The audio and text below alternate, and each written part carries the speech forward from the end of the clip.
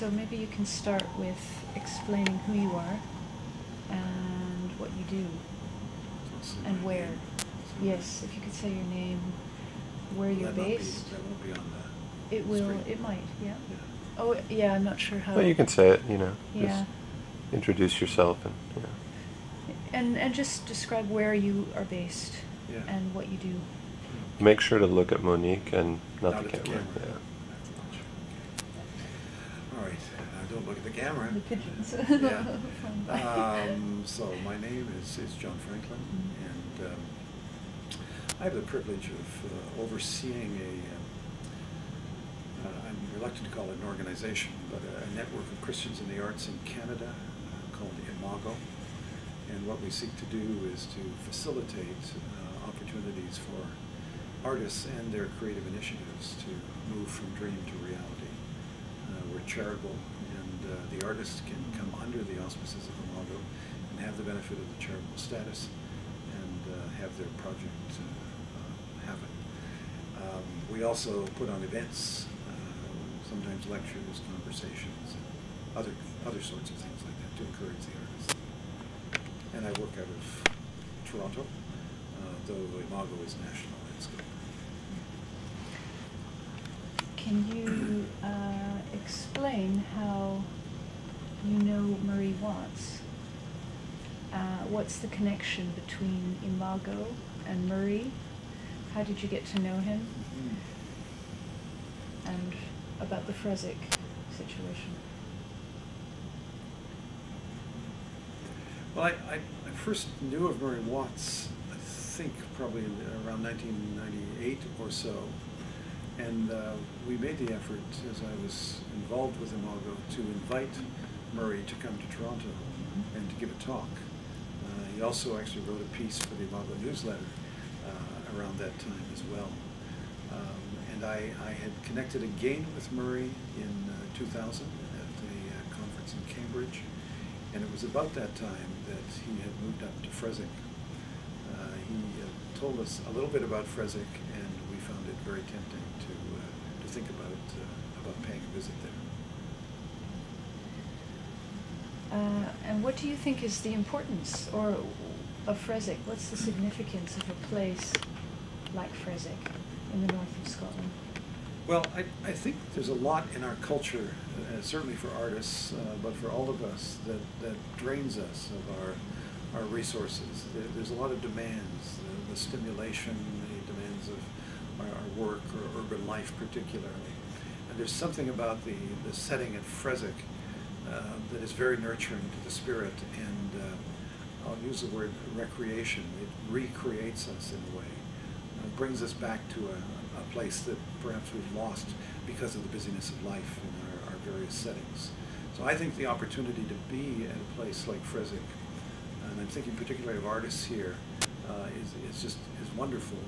But I think also if there can be some community, which I know that Murray is very keen to foster, the sense of community there and the sense of being able to be a part that is apart from what you're normally doing is just a very, very valuable experience. It's valuable for any of us, I think. So how many times have you been there? My wife and I have been there on three occasions. Yeah, and we love the setting. There's something about the Scottish landscape that is powerful, and I don't know exactly how to express this except to say I also sense a spiritual quality with it. I'm not sure I can say much more about that, but it's a wonderful setting where Fresik is, right there on the ocean, and the opportunities to be away from the hustle bustle of urban life is just very, very valuable. So you do think it's worthwhile, even at such a distance, say, from the city? You think it's a worthwhile venture? I think it's worthwhile to make one's way to Fresik. It's a long way. It might seem to some to be a very long trek, but I think once you're there, that the value of the ethos of this place and not just the setting but the people that you meet makes it well worthwhile.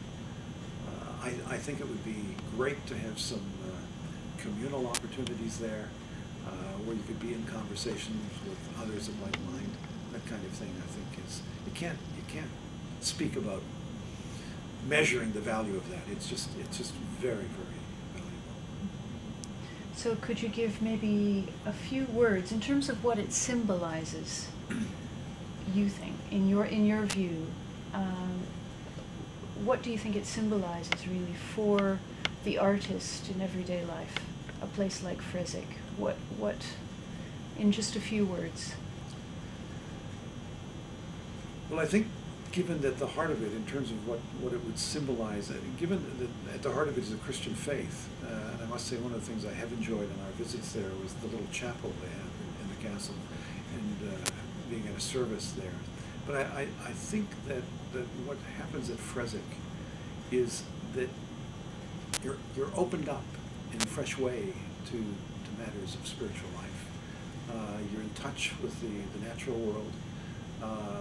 You have opportunity to reflect, to contemplate, if you like, to rehabilitate, if that's necessary. And you have like minds there to have conversation with. It's a place of encouragement. It's a place of joy and celebration. It's a place of enriching conversation. These are the kinds of things that I think every artist needs. And my hope would be that Frezek will flourish as a place for artists to go. That's great. Thanks, John. I think that's... You're great on. Yeah, sorry. I came to know Murray first in 1999 when he came to Toronto. We invited him to come and do a lecture, and it was a great pleasure to meet him.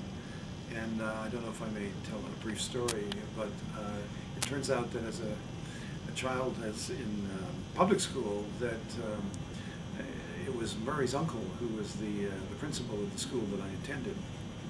Murray was describing how he always had this interest in Canada, and one of the reasons was that he had an uncle who had gone to Canada. And it turns out that I knew his uncle very well, so we had this immediate connection. But I got to know Murray in that context, and then also in some other conference contexts. And then when I heard about Frezek, it had great appeal to want to go and visit. And my wife and I went to visit, and we've been back now 3 times, and just love the setting there. And I must say I love the vision that Murray has for Frezek and what it might become, particularly as a place for artists to be strengthened in the work that they do and encouraged.